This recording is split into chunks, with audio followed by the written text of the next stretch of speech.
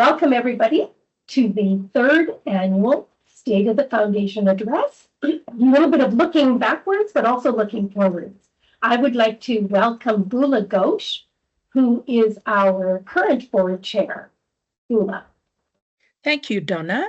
Welcome, everybody. This is the third time we are holding the State of the Foundation Address. And last year, we found donors really appreciated the updates, and many requested that there be an in-person meeting. So this year, we decided to hold a hybrid meeting. That is, there will be people in the room, as you see, and also a few people joining us virtually.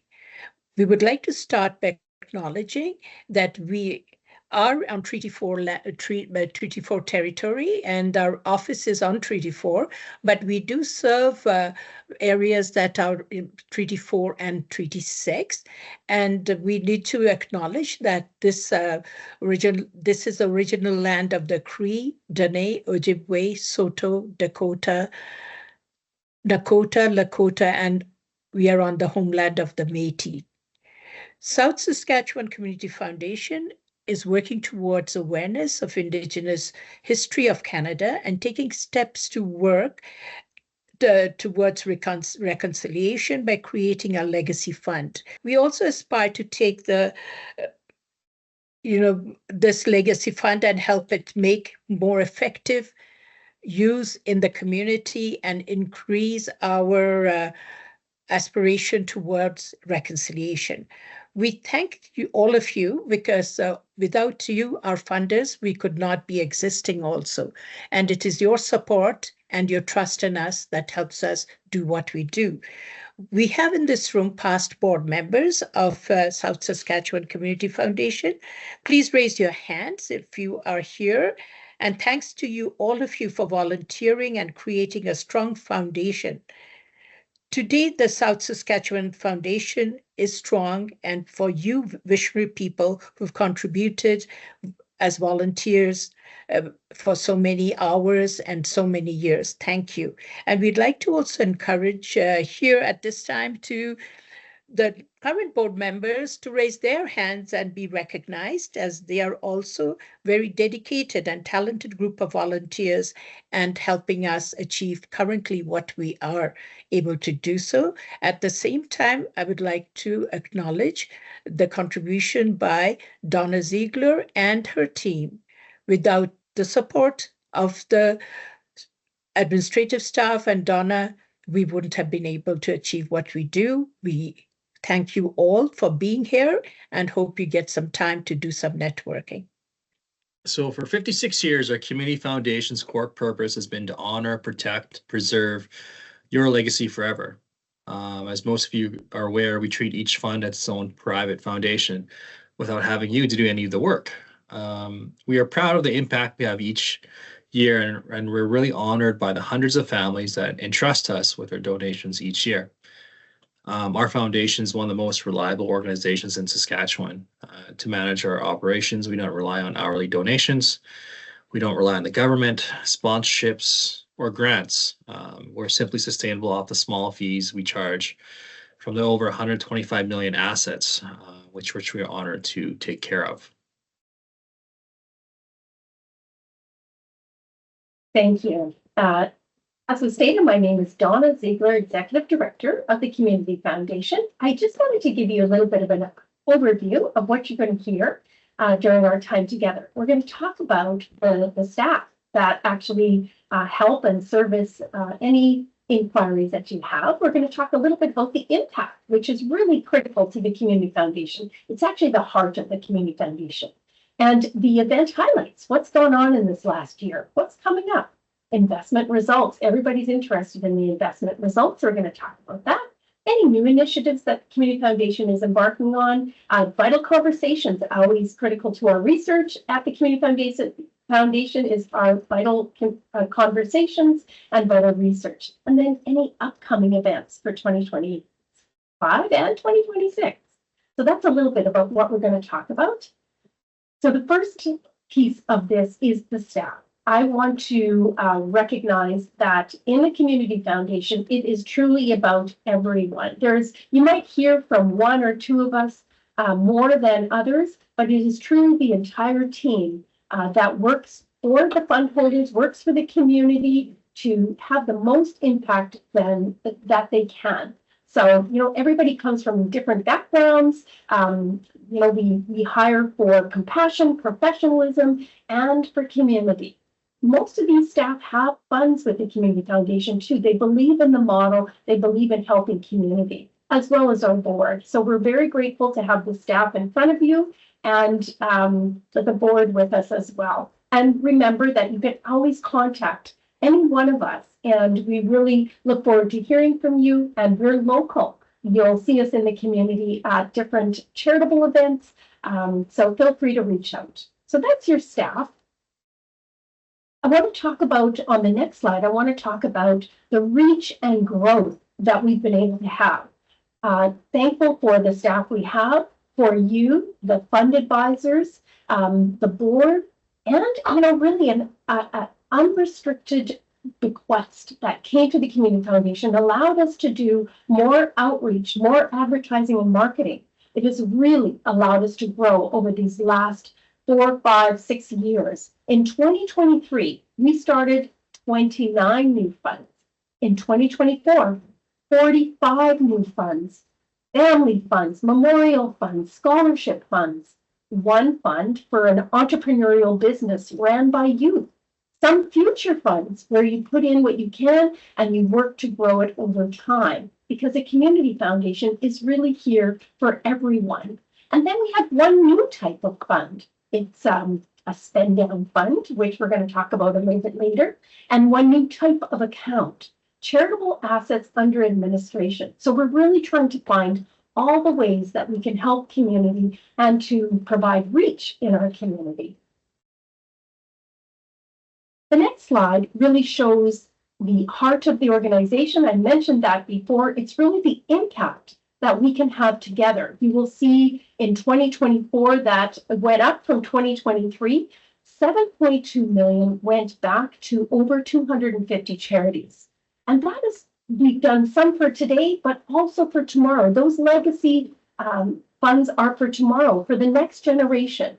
So just as you created your fund, we also talked about distribution of your resources. Where did that 7.2 million go back to community? It went back through competitive grants, like the G. Murray and Edna Fords or the Lord and Evelyn Johnson Foundation. It went back through donor advised, where the donor picks the cause that it wants the resources to go back to, like Cultural Connections, which will be granting for the first time this year, or the Rod McDonald Family Legacy Fund that goes to a different charity every year.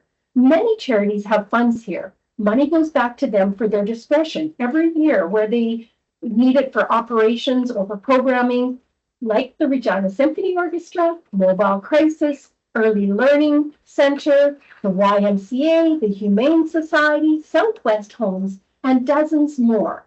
They set up, we might even help them set up a flow-through fund so we can help with capital projects like North Central Family Center or the Co-op Community Builder Campaign in Meadow Lake. Money is distributed back to them for their use. We have our own grants as well, where emergent needs come forward, like the Women and Children's Emergent Need Fund, Vital Signs Fund, or the Truth and Reconciliation Fund. We also have designated grants, like the George Buck Fund, that gives back to the town of Arcola, or the Saros Kawaji Small Animal Fund, where the donor has decided long ago, every year, their returns go back to 4 humane societies throughout Saskatchewan.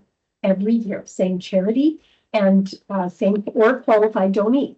And then there's student grants or bursaries from these funds as well. So in that 7.2 million, there's all different ways that we redistribute or give back the resources to community. So now I'm going to pass it over to Lorna. She's going to talk about some of our new fund holders. Thank you, Donna. As Donna mentioned, we are always working to improve the choices for people and organizations to impact their community in the way that provides the most benefit to them and to their charities of choice. 2 new funds are unique illustrations of this. The Courtney Memorial Fund is a new spend down fund. It was created to be able to support the charity of a choice for a donor, but not for generations. It will operate as a legacy fund for the next 15 years, after which time it will function as a flow-through until the balance has been expended. A real interesting part of this fund is how it takes into consideration how the value of planned grants over time will change due to inflation. For example, a grant of $10,000 and $2025 will have a different value 50, 20, or 25 years in the future. Because of this, the donors have built into their succession plans an inflation factor so that the value of the grants will pace with inflation. 100 Men Who Care Regina is actually a fund of the foundation, but created to pilot an arrangement with 100 Men Who Care Group, which is a non-organization. Each quarter, the group votes for a charity of choice to receive the collected funds of the group, $100 per member. And the foundation collects and distributes the funds. It's a great arrangement. The donation and distribution for the 100 Men members is simplified as the foundation handles it. And it's also simplified for the charities of choice, as they received one grant and do not have to ensure that they are tracking all the donations that come from the 100 group members. Some of the funds listed are future funds, which my colleague Jenna Peoples will discuss when she speaks to the Legacy Circle later on in the presentation. I'm just going to take you through some of the events that we had that were with impact in our community from the foundation. First one I'm going to talk about is the Truth and Reconciliation Fund celebration we held last July. It was a culmination of 2 or 3 years of working with an Indigenous committee, both First Nations and Métis committee, that were the deciders on where the resources would go. We thank an anonymous donation that came forward through a bequest that we used some of the resources to establish a flow-through fund for the Truth and Reconciliation program. So now we've used about $590,000 and returned it right back to community.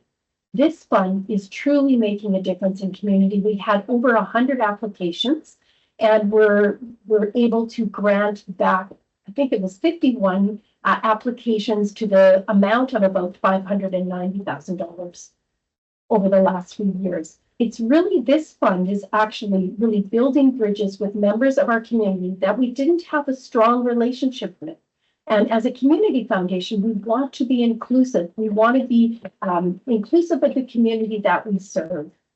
A couple of the programs that this fund focused on were one called Sobriety and Wellness. We supported language programs, speaker series, collaboration between charities, and so much more. Our hope is that funders will help build the Truth and Reconciliation Legacy Fund so we can continue to be a resource to community and build more authentic relationships with our community members. And we were able to celebrate last July all those applications, all those connections that we made into the community with a beautiful celebration with our new community members that we didn't have a relationship with before. The next one I want to talk about is the Community for Women Breakfast. This started as an idea to celebrate the time, talents, treasures, and ties that women have in helping community. But we quickly learned that women are unequally disadvantaged in every area of our vital signs challenge: housing, food security, mental health support, economic gaps. Not to mention that we have the highest domestic abuse rates in all of Canada. In my discussions with the trusted partner, the YWCA, we had talked about maybe fundraising so that there could be access to resources for emergent needs. That might be paying a past bill, energy or power. So helping a woman get into her own home and paying those past bills, perhaps a car repair that is prohibiting her from getting to her job. Maybe it's for formula or a cell phone. So the Community for Women Breakfast event was established in 2024, and we were able to raise $18,000. This past year, we doubled our numbers. We had about 250 people in the room, and we were able to raise $55,000 that will go back to the emergent need for women and children. Next year, I suggest you put it in your calendar, February 3rd, 2026. We've been fortunate to sell out both years, and I think next year will be a sellout as well.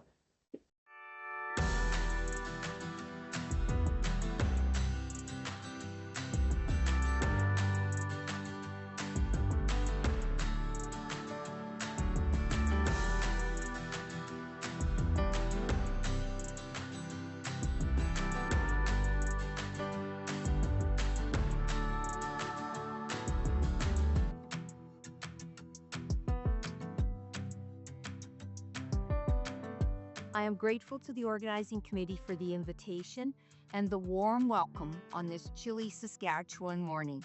As was mentioned, I was installed as Lieutenant Governor at a ceremony in the Legislative Building on Friday. I was deeply honored to be invited by the Prime Minister to serve as the King's representative in Saskatchewan and to serve the people of our amazing province in this role. And I am pleased to share my very first remarks as Lieutenant Governor at this special breakfast. Good morning, everyone. On behalf of my City Council colleagues, it's an honor to be here at the Community for Women 2025 event.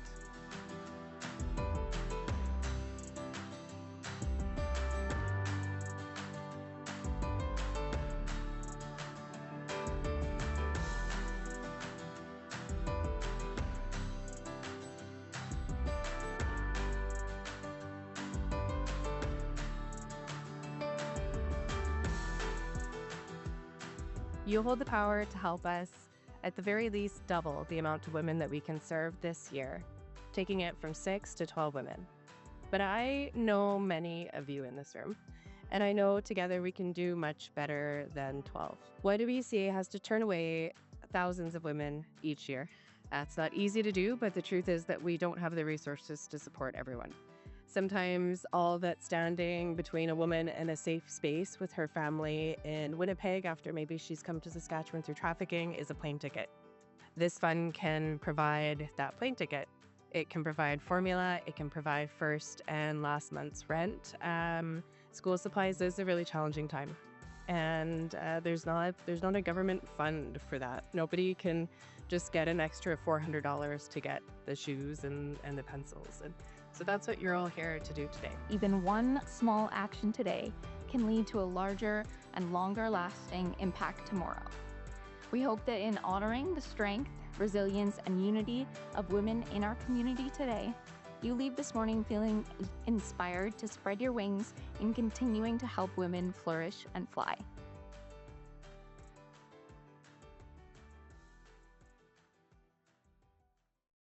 So, what were some of the projects with impact that did this last year?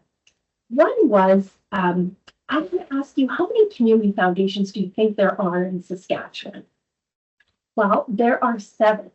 Most are smaller, like Battleford's District, Prince Albert, Yorkton, but we all came together for the very first time under one roof, sharing a meal and talking about how we might work better together. How can we help build the community foundation movement right across Saskatchewan? We are at the forefront of a community foundation movement that is already changing what philanthropy can do, as you've previously seen. Secondly, there are over 200 community foundations in Canada. In October, we brought together some of the larger community foundations to Regina, 13 of them. We spent our day at the new YWCA build, first of its kind, with trauma-informed design in Canada, and we even got to trick-or-treat with the daycare. We took them to the food bank, the new community hub, right across the street from our office here. Also, the first of its kind in Canada. I later took them to the Bar Willow for supper, and that mild October evening, they left this hotel, walked along Wascana Creek, looked out over the water to the Legislative Building with a full moon in the background. They will never forget the city or the foundation for what we had to offer.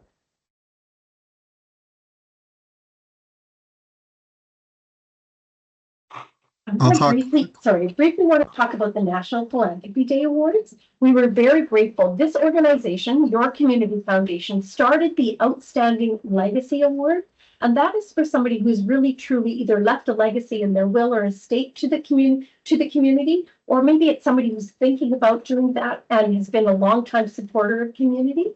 So we started the Outstanding Legacy Award, and I want to just mention and congratulations to G. Murray and the Forbes Foundation Fund here, and the Lauren and Evelyn Johnson Foundation, and the committee that is continuously carried out Lauren and Evelyn Johnson's wishes. As well, I want to say congrats to Robert Perry, or Bob Perry as we know him, for being such a strong believer in the Community Foundation and a friend of the foundation, a financial advisor of the foundation, a board member of the foundation, and now a fund holder at the foundation. So thank you for that's for the National Philanthropy Day. I'd like to jump in for a quick second here and just talk a bit about some of the projects the impact we have around enhancing the charitable sector itself. So one of the things that we were happy to be part of last year was partner with the Luther College for what they called the Growing Nonprofit Series, which was a series of free educational classes, I guess, and sessions that were focused on different topics for the charitable sector and for charitable sector staff and board and stakeholders to partake in order to grow new skills and efficiencies within their field. In addition to that, we also were one of the partners for the Reimagining Nonprofits Conference that Luther College and Ivy and Dean held. And we both attended that staff as attendees, as well as some of us actually facilitated and partook in some of the workshops that were there that day. But it was really nice because it was an opportunity for charities, charity leaders across the province to come to Regina, to all meet each other and to start networking, finding tangible ways to collaborate further, finding ways to be more efficient and more strategic with their work, which sometimes can be hard to find the time to do that in the charitable sector. So it was nice to have all those leaders in one room working towards that. Really making donor dollars go further and making more impact in the community as a result. Another part that's really important to us is finding ways to amplify stories and be really loud with the work we do. And one of the ways we do that is through our Planting Seeds show that airs on Access Now TV. It's every Friday afternoon, I believe at 2:30 p.m. You might want to double check that. But what we do is we capture stories with donors and charities across the prairies and try to tell the story of the impact that's being made to the community to gather some more awareness and kind of buy into why it's important to give back, much like many of you already do and have who are in this call. Hi, folks. Adam Hicks, Director of Finance and Strategic Operations. And I just wanted to talk about two last things here. We've been very fortunate to be out in the community a lot more than we ever have. And thanks to a beautiful anonymous bequest that really allowed us to power our ability to get out in community. And so you've probably seen us. If you haven't, you will. But we've been attending a lot of events, helping charities that have funds with us. We've been able to support them as much as we possibly can, and we've been out and about in the community. And you'll see us a lot more, attending a lot more events and building relationships. We truly believe in that. We don't want to be the best kept secret in Saskatchewan anymore. And so that really comes with building relationships and expanding our conversations. The other neat thing I wanted to ask, basically, if folks had ever seen, and I know this is a little weird if you're watching online, around those signs. So around August, if you had been in the city of Regina and seen a bunch of lawn signs with a seed or a tree, those were part of a larger guerrilla marketing program strategy, I guess. We were doing a test run. We have the ability to try out a few different things. And what a beautiful success story it was. We had our summer students knock on 2,000 to 3,000 doors. We had a summer student team. Out of those, about 800 people answered the doors, and out of those 800 people or so, about 250 allowed us to put up a lawn sign for about a month. And those lawn signs triggered conversations. We strategically did not put our foundation's name on it. There was also flyers handed out. And since then, we've had a number of conversations from folks that learned learned about us through that campaign, and have been able to explore their options with the Community Foundation and look at joining us. So stay tuned for 2025 here in the summer. It was a resounding success, and we likely will be ramping up something really exciting with some of our students coming up this year. I think I'm passing it on to Donna. Oh no, Jonah, sorry. Hi, folks. My name is Jonah. Thanks, Adam. I'm the Community Engagement Catalyst, and I'm excited to share some information with you about different programs for matching and growing funds, specifically with charities that we're working with. And so we had an anonymous donor come forward that really believes in the sustainability of legacy funds to support organizations with gifts that are going to continue to provide sustainable and predictable operational funding for decades to come. And that's the heart of the Community Foundation, that sustainability, and building that sustainability into the financial programs of the charities that we're able to work with. And so that end, the Legacy Incentive Program provides 10% matching for every dollar donated or contributed by a board into a legacy fund held at the Community Foundation, up to $50,000 in matching value annually. And so this is an incredible way for organizations not only to grow their funds faster, but to encourage donors and supporters to contribute to their legacy funds and build that long-term operational sustainability. Specific for arts organizations, Canadian Heritage has an incredible arts endowment program that's been offered for over 20 years and provides up to dollar for dollar matching for contributions into a legacy fund held for an eligible arts organization through the Community Foundation. And we've seen some incredible success with these programs. One example is a $10,000 stock donation that came in for the Regina Symphony Orchestra. That $10,000 was immediately matched by our 10% incentive program. And so the $10,000 became $11,000. And then that was then submitted to the Canadian Heritage matching program for up to dollar for dollar matching. That program works kind of based on the allocation of funds proportionally to the number of applicants. And so that year, it was a little less for dollar matching. But that $10,000 donation still contributed over $18,000 towards their legacy fund. That's $18,000 towards the principal of the fund that's forever going to be able to support the operations of the Regina Symphony for generations to come. And the fun part about that is as a stock donation, the donor didn't pay any capital gains on that donation. So the actual cost of the donor before the capital gains and whatnot was actually only around $3,000. So just an incredible impact, and incredible to see how these matching programs are able to help grow sustainability for the charities and organizations that we're so proud to work with. Thanks, Jonah. And that's just one example of a lot of families that work with us. And so we and with that leads me into expressing how honored we are in the trust of individuals like you that are watching this today. Without that trust, we wouldn't be where we are at. And so we just wanted to highlight just quickly, we ended 2024 at roughly $125 million in assets, and that comes with substantial growth. If you look back at 2013, we were under the $40 million mark. And so that growth over the past decade or so has truly been because of folks like you that trust in the Community Foundation. I'm happy to report even right now, we're closer to the $129 million mark. And so we are, we're continuing to grow, and we're continuing to have more economies of scale as we continue to grow. In returns, if we can skip to the next slide, investment returns. We are very proud to say, so most of you have heard me say this, or lots of you probably, in 2017, 2018 is when we really became what we call now an institutional investor. So similar to your own pension plans. So most of you that are watching this have your own pension plans. Those pension plans are a diverse group of asset mixes. And what I can tell you is that diversity offers us to hold our own in the tough years.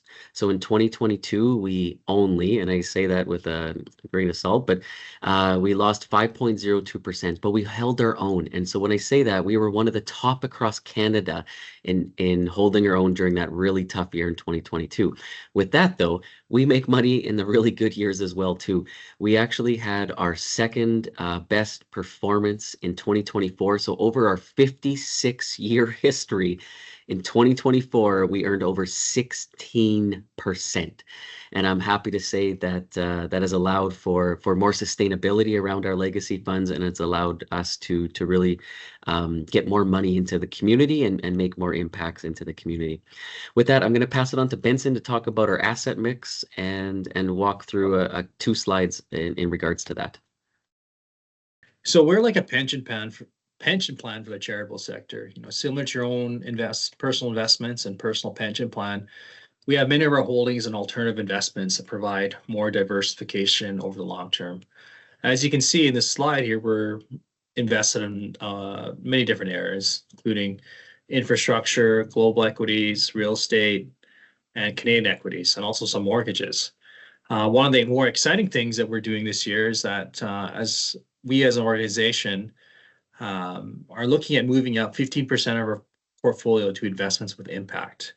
And what that means is that it's about putting more of your donations to work locally here at home and across Canada. For this particular slide, we'll be talking about the disbursement quota. So when we talk disbursement quota, it means we are accounting for things like investment gains and losses in the fund, the investment fees we charge, which are right now are 0.5%. Also the granting out that comes with the particular fund, and our small administration fee, which we charge between 0.5 and 1.5%, depending on the size of the fund. So we're working towards a 3-year rolling average. So as you can see, in 2022, the markets had a loss of 5.02%. Coupled with our investment management fees of 0.56% as the loss. Considering that the majority of our funds are under 1 million, the fee is about 1.5%. So there was granting of 3.5% as well, which further adds to the loss. So in total, in 2022, the average fund lost about 10.58%. In 2023, we did have a rebound, so the markets did earn about 10.39%. On top of our investment management fees of 0.5%, which is reduced. And then we have our charitable administration fee of 1.5% and a total granting of 3.5%. So in 2023, the average total fund gain was 4.82%, so just under 5%. For 2024, we're expecting kind of the same as 2023. So when we look at a summary of the past 3 years, it means that the majority of our funds lost about 1% over the past 3. The intent of our policy is to grant out the maximum amount for community impact while protecting the sustainability of the foundation's legacy funds. So in 2024, our recommendation is that we do one more year at 3.5% granting, and assuming that we can achieve average market returns, we should be able to return to a higher granting rate in the following year. So now we shift gears and we start talking about what's new with the foundation. So one of the things that I noticed when I started here is that the board before me, before I was here, secured the name, the Saskatchewan Community Foundation, back in about 2016, 2017. And they kept that name as a placeholder. So this year, we are actually going to use the Saskatchewan Community Foundation, and you will see it on your charitable receipts. And so it's really trying to bring that community foundation model across Saskatchewan by being more inclusive. And it's not changing anything besides our name, our legal name. So you will see on your receipts, it'll be the Saskatchewan Community Foundation. We are still operating as the South Saskatchewan Community Foundation, but it allows us to be a little bit more broad, I guess, when we're servicing other communities that aren't covered by a community foundation. And so we just wanted to let you know that your charitable receipts will now be the Saskatchewan Community Foundation, but we will still operate as the South Saskatchewan Community Foundation. And I'd like to just add a couple notes there because it really is, despite this kind of name change, I just want people to really know that our mission is not changing really at all. What this is about is more planning for the distant future and something that could grow later on, but this really is the first step in a really, really long journey, and we don't have the capacity, the means to really be going outside of South Saskatchewan much more than we currently are. You might see this come into play when it comes to broader partnerships that might reach more Saskatchewan based, but as far as our operations, it really is business as usual still. Yeah, one of those pieces, thank you, Victor. One of those pieces was back in 2019, when we did our vital signs report out into the community. The first item that came back from community was, how do we sustain rural Saskatchewan? How can you help us sustain rural Saskatchewan? So in understanding that and looking at that, the Saskatchewan Community Foundation name may help us some in working with other communities that aren't covered by a community foundation. And so we're looking to the future. How do we continue to help build the community foundation movement and make the model available to others? So the next slide, I want to highlight, I think it is worth noting, this is the first time ever that a report was conducted by a charity called Future of Good, which is a digital journalism organization. And they looked at over 500 different types of foundations right across Canada, corporate, community, and family, and analyzed them against 70 key performance indicators around equity, inclusion, anti-racism, granting policies, governance, etc. We were number 20 on Canada's top 50 equitable funders for 2024.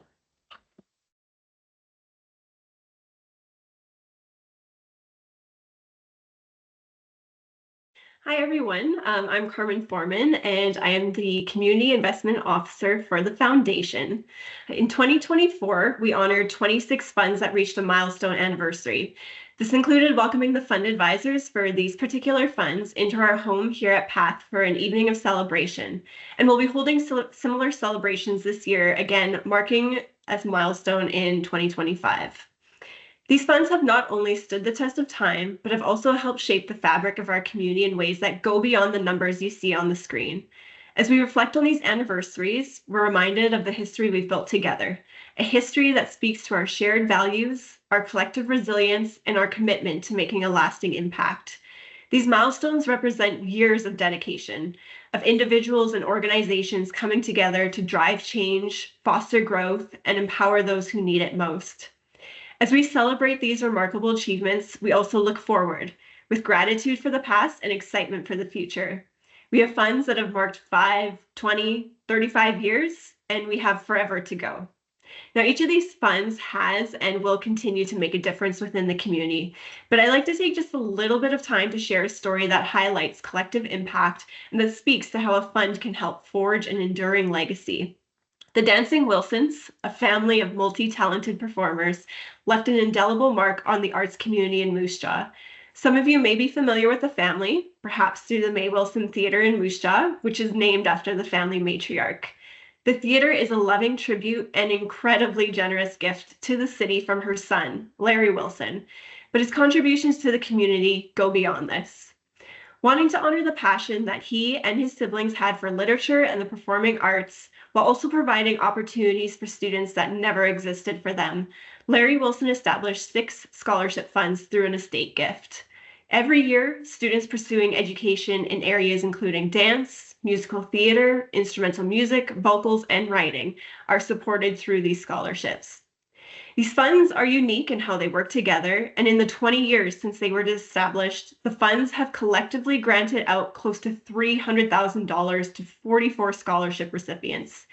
Because of this, the names of Larry and his siblings, Dorothy, Gerald, Kathleen, Marlene, and Sylvia, will live on forever. But most importantly, through these scholarships, each student not only becomes connected to a rich artistic tradition, but is empowered to chase their own dreams and make their own mark on our artistic landscape.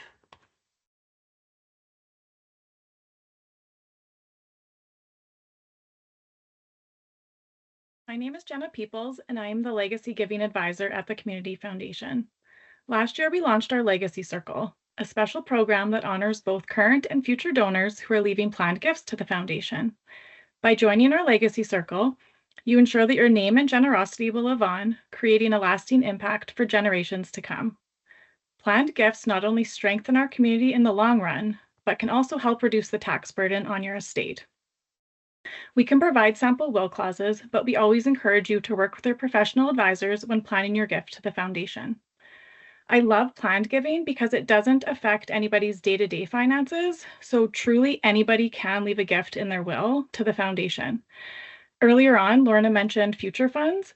So donors can start a future fund with us for as little as $100, $1,000, whatever they can financially manage, build it up during their lifetime, and then promise to leave a gift in their will to kind of bump up their fund so it's able to grant out in the future. And that would qualify them to join our Legacy Circle.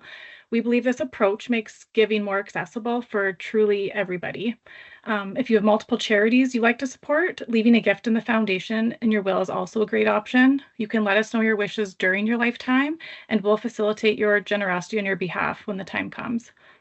I wanted to add a little stat in here too. Did you know that the number of Canadians leaving donations in their wills is currently at 8% only? It's estimated that if that number is increased to 13% by 2030, Canadians will be contributing as much as $58 billion to the charitable sector. I think that's pretty amazing. And this April, we are excited to host our first ever Legacy Circle celebration. If you're interested in joining this group, I'd love to have a chat with you. Let's set up a meeting and explore how your future gift can make a difference. Our Legacy Planner is a gift to you from our foundation. It's a comprehensive guide designed to provide clarity and peace of mind for your loved ones. While it is not a legally binding document, it serves as a valuable tool to help organize important information. Planning for the future can feel overwhelming, but life is unpredictable, and having these conversations early can make all the difference. If something happened tomorrow, I honestly wouldn't know where to find either my mom's or my husband's information regarding their RSPs, pension details, life insurance policies, and then there's credit cards, automatic payments, investments to consider. This workbook is a proactive way to ease the burden on your loved ones. Our planner is currently available in print form, and it's also on our website in PDF form. If you'd like a copy or a few copies, please let us know, and we'll be more than happy to provide them for you.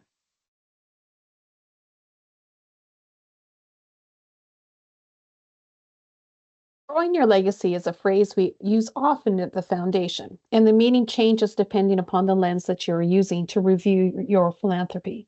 Growing your legacy means financially, the gifts you give in your lifetime when you create a fund or when you add to it. Growing your legacy also describes how you are giving, how legacy funds grow beyond your lifetime, and that you're creating a legacy of community impact through the act of granting to a charity. And finally, growing your legacy means recording, sharing, and celebration of your legacy, of your personal story of philanthropy.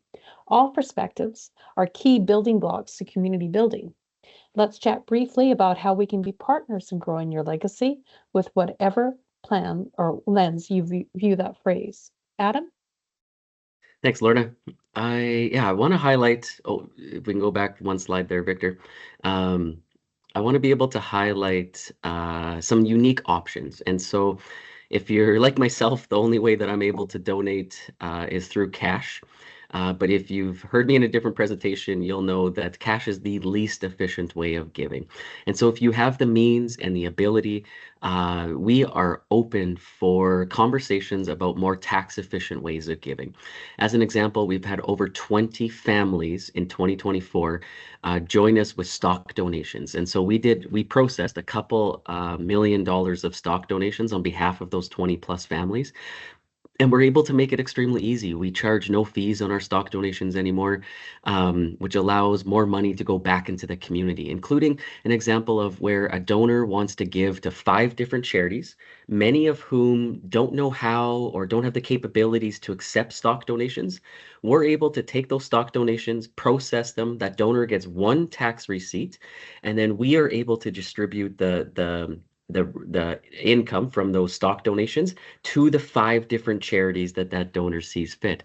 I also want to highlight we work with life insurance policies, mutual funds, real estate, and a bunch of other options. I do want to highlight, though, I'm very thankful for Merv. If you're on our YouTube channel, you can take a look. We're going to be posting an agricultural presentation we did at Grain Growers Expo at Agribition in November 2024. And I'm happy to say on that stage, Merv talked about donating his farm to the community foundation. And so we're able to have conversations with Merv and his family about how that looks and how to properly put that into an estate gift. And so if you want to have those conversations, we are open for further to sit at your table, basically, to sit with your professional advisors. And we are willing to be part of your team in strategic philanthropy. Lorna, passing it back to you. Thank you, Adam. Another way to think about the phrase growing your legacy is through the lens of being aware of how the grants from the fund are impacting the community and the act of preserving and celebrating your own personal legacy. Families and friends have trusted us with the memory of their loved ones in the establishment of legacy funds named in their honor. Each time we grant, we know of the importance attached to the name of the fund, and we reflect on what made that person so special in the grants that made to their charities of choice. One of the funds that celebrated their 5th year with us, the Robbie Curtis Memorial Scholarship, is one such fund. One recipient wrote a thank you telling of the impact of receiving the scholarship and said, "To be awarded the Robbie Curtis Scholarship has been the highest honor, as Robbie was a colleague of mine. He set a standard of exceptional patient care, and as I continue my education in the field of paramedicine, I frequently remind myself that despite personal, logistic, or job-specific hardships, the patient deserves the best care possible. I aspire to take this lesson from Robbie and apply it to my practice." Funds have been established to support so many unique and personally important causes, and we so enjoyed learning about your story of their importance to you and your family. In fact, one of the fund advisors has asked that all grants go out on the date of his wife's birthday in celebration of her. We so enjoy being a facilitator of impactful giving for both you and the charities supported. Charities have trusted us as a partner in being committed to their sustainability, as we know it by helping charities to get to a point where they don't have to worry about keeping the lights on. They can concentrate fully into the frontline work that is valued, needed, and greatly appreciated by all of us. Growing your legacy is possible as we work with each other and get to know each other better. We want to be able to share your story for generations, even if it's just internally, so we know why you created the fund, what your hopes and dreams were for impact, and even how they've changed since you began the fund. We have incredible people with funds at the foundation, and you deserve to be remembered and celebrated. Now to Victor. I'd just like to take a few minutes to update you on some of the work we've been doing around emergent need in the community through our vital signs research. Now, I know some of you watching may be familiar with the research, but in case you're not, I'm going to give you just the 2-second version of what this is and what we're talking about. So Vital Signs is local research that's backed by Community Foundations of Canada, and actually over 150 community foundations across the country participate in this research. And what it is it's local research. So every report is unique. Ours is very different than the ones you might see in Edmonton or Southeast Alberta or London or any of the other foundations. But what we're all doing is finding ways to take the pulse of our community's most pressing needs. And in our case, we do it as a collaborative effort. We collaborate with Luther College. We've collaborated with University of Regina in many ways, including our researcher who's been working on these reports for quite a few years from the university. Now, if you want to see the full report from 2023, you can visit the growingfuturesreport.ca, and there you're going to learn all about the focus areas that have been revealed as needing the most significant work around, safe and affordable housing, food security, mental health, dealing with aging infrastructure. And the big one that we ended up talking more about after is around community funding gaps. The charitable sector needs more funding than is available, and also needs more ways to be strategic with the funding that's available. So what we did after this report was released in 2023 is we wanted to make sure that this was something that didn't just sit on the shelf, and we're finding ways to action it. So in September of 2024, we hosted an action table in Regina with about, I want to say I think it was about 26 different representatives from charities here in the Regina municipality. And it allowed us just to take that research and start a broader discussion and figure out what we need to do. What are some next steps? What would the charitable sector, what do they need to see in order to make things, I guess, stronger? And the full report, I'll show you how to get it after, but I'll just give you the really, really brief updates from what is already a brief update. So funding capacity and challenges, funding and capacity are challenges that the nonprofit sector are voiced that they're facing a lot. So funding competition, they're seeing the competition for funding go up, as well as that they've noted that we often ask them as funders to collaborate more, but they said that when they're applying for competitive grants against each other, sometimes it kind of creates an environment where it's tough for some of them to find ways to collaborate if they're not already.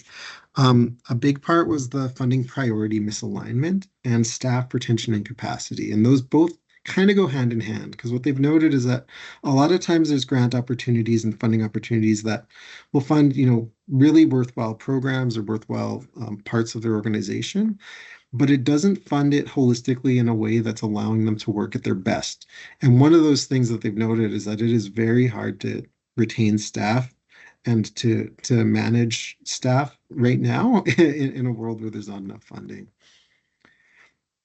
So some of the suggestions they've made around how funders and supporters can make a bigger impact when we're looking at supporting the sector is look at providing unrestricted operational funding to help with those funding gaps and understanding the true costs of delivering services. So what they really mean there is understand, the impacts that the infrastructure of a building can have on the success of a charity. And I actually have a really, really quick story of how our Vital Community Fund helped in this regard in a way that might seem a little bit out of the box, but actually has a bigger impact, which is Sign Yorkton is a charity who they had a front door that had been busted open and busted for years.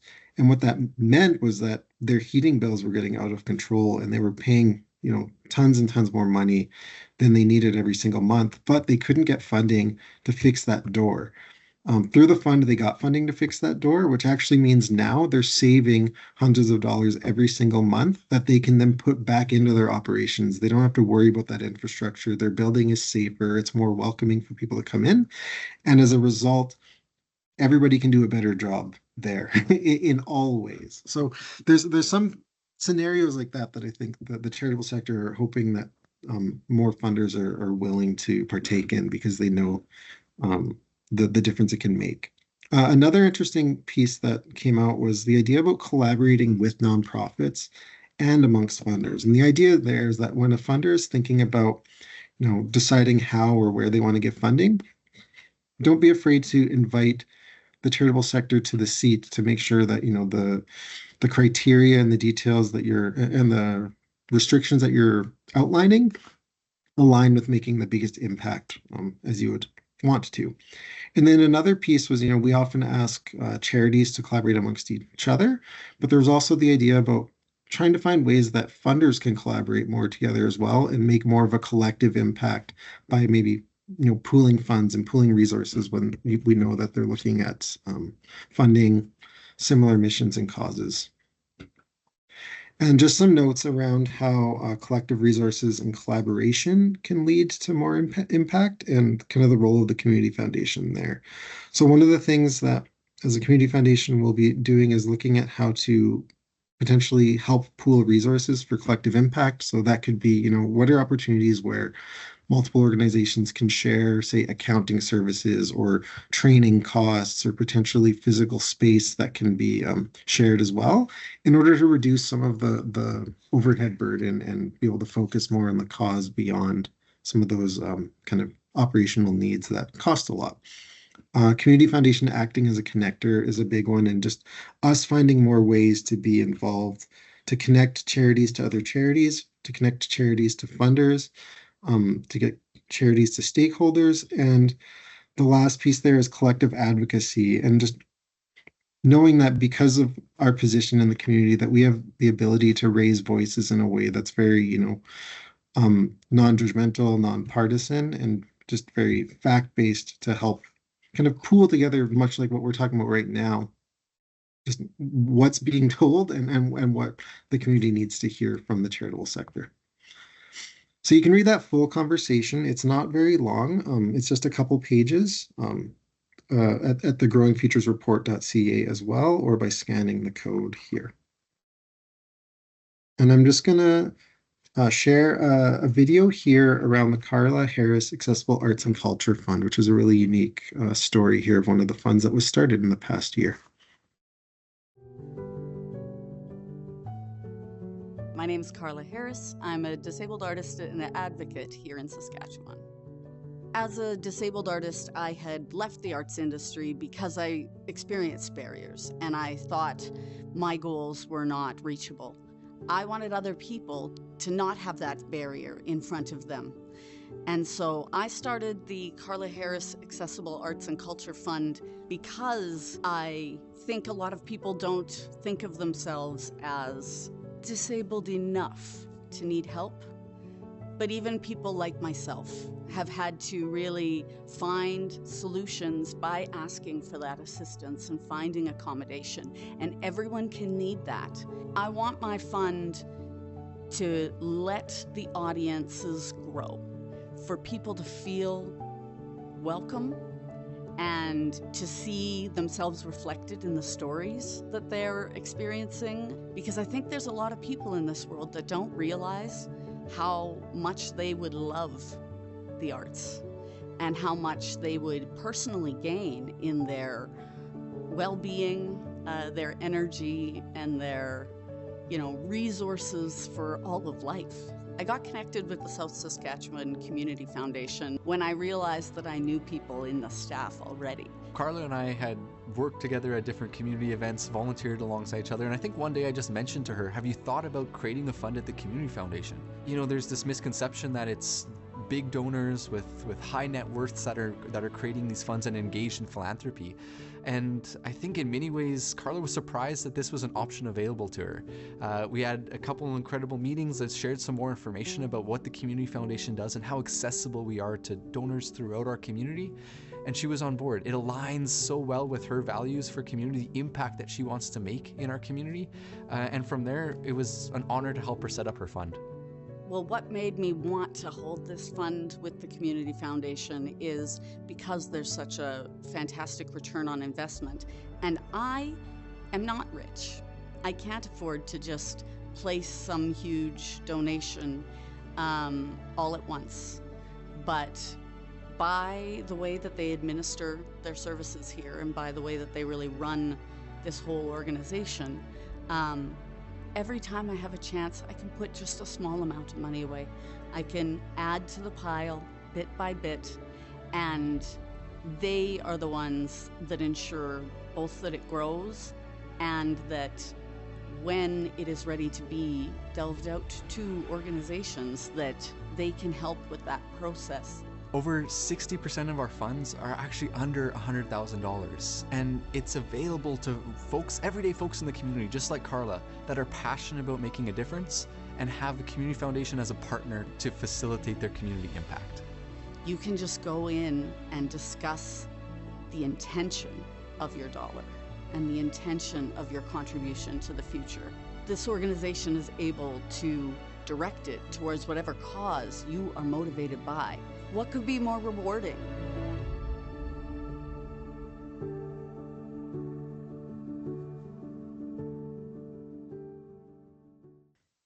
Yeah, and as you see in that video is pretty darn powerful. We're just coming to the end here.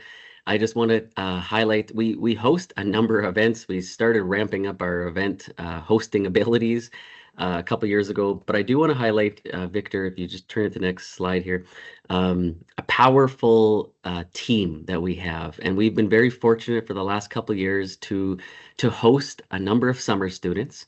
And due to skill sets and time and availability and budget, we've been able to keep a couple of them on for fall and winter employment. And so I'm happy to say we have 4 students that have been with us for the last few months after their summer employment. So Carly, Armand, Luke, and Yanj. And they're just an amazing group of individuals that allow us to do more than we could on our own. And so it allows us to dream a little bit. And with that, Carly is going to talk about the Friendraiser. She's been with us all 3 years, or moving into the 3rd year as well too, and just rock star hosting events. And I'll let her introduce the Friendraiser. Thanks, Adam. Yeah, hello everyone. My name is Carly Stangl. Like Adam said, I am going into my 3rd summer with the foundation this upcoming May, and my 3rd Friendraiser, which is why I am here to talk with you today. So the Friendraiser this year will be held on August 14th at the Connexus Art Center once again. And our fundraiser is really the opposite of a fundraiser in the way that we ask folks to leave their textbooks at home and focus on raising friends or connections in our community. Last year, our event hosted over 100 local Saskatchewan charities who were able to interact with over 250 attendees. And our guests left feeling not only inspired, but also connected to the individuals and causes that they feel drawn to, while also learning about new ones that they didn't really know existed. We also had live music, entertainment, refreshments, an Indigenous beater, a photo booth, and some fun snacks like a s'mores bar. And also new to the fundraiser last year was our addition of 2 new awards. So the Community Foundation presented the first ever Lasting Legacy Award to the Kramer family, which was accepted by Tim Kramer. And the Vital Community Award, an award which received nominations from fellow charities, was awarded to Realm Foundation based on a VSCN vote. And we're looking forward to recognizing new donors and charities this year for the incredible impact that they continue to make in our community. And last year, throughout the fundraiser, the Community Foundation placed a really strong emphasis on the idea that everybody has something to give. Whether it's time, talents, treasures, or ties, the power of our foundation really hones in on that aspect of ties. And that's a big part of our fundraiser, tying guests to charities, charities to charities, tying guests and charities to the Community Foundation, and kind of tying everybody together into our community. And as a student in the field of education, I was entering my teaching internship at a school in Regina just a week after the fundraiser ended. And I had invited my cooperating teacher to come check out the event that I had been working on all summer. And as she interacted with the charities at the event, she ended up having a conversation with a charity representative who opened up to her about how he was trying to get his son into pre-kindergarten after a really hard year for their family. And they ended up kind of having a conversation where she asked what area they were in. And it turned out they lived in the area for the pre-kindergarten class that I was about to intern in. And we ended up accepting his son into the program for the school year starting just a week later. And I love this story because even though it doesn't directly correlate to a charity, it shows the impact of ties and how this family's life was changed because the Community Foundation hosted this fundraiser event. And this was just one of the incredible stories of impact that the fundraiser has been able to create and accomplish. So again, it's an awesome event. You won't want to miss it. We hope to see all of you out there. Mark your calendars for August 14th at the Connexus Art Center. Leave your checkbooks at home. Come join us for an afternoon of connection, inspiration, and ties. It will be even bigger and better this year, and it's completely free. So we encourage you to bring a friend and let them experience all that this community has to offer. Thank you so much.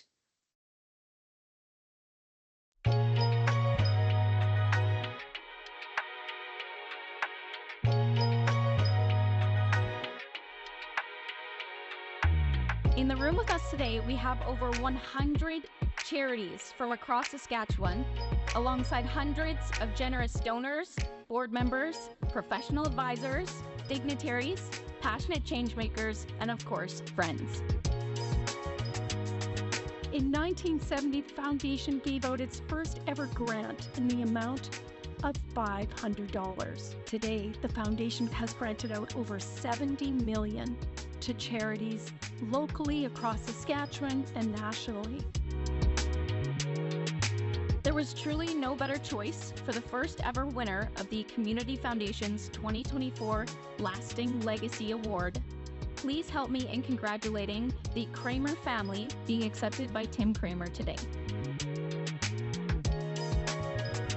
The second award that we have to present today is our Vital Community Award. Please join me in congratulating the first ever winner of the Community Foundation's Vital Community Award, Brown Foundation. So to wrap up, I want to highlight a couple quick points. In 55 years, we have protected every single dollar that has come into our over 100 legacy funds. And we protect and honor those legacies. And we have now been gifted over our history $89 million to protect. And this entire amount is invested and professionally managed in a diverse portfolio that over our history has earned roughly 8% in our 55 years. And in 5 years, so in the past 5 years alone, we have been able to grant out $37.2 million, which has largely come from the investment earnings that wouldn't have existed without this community foundation and folks like you that believe in what we do. So we want to thank you for listening to the State of the Foundation address for the 3rd annual, and we look forward to hearing from you. Feel free to email or call us. Like I said, our staff are involved in community. They love what they do. So please feel free to reach out. On behalf of all of us and the board, we say thank you. Thank you for trusting the Community Foundation and being involved in giving back right where you live. Thank you very much.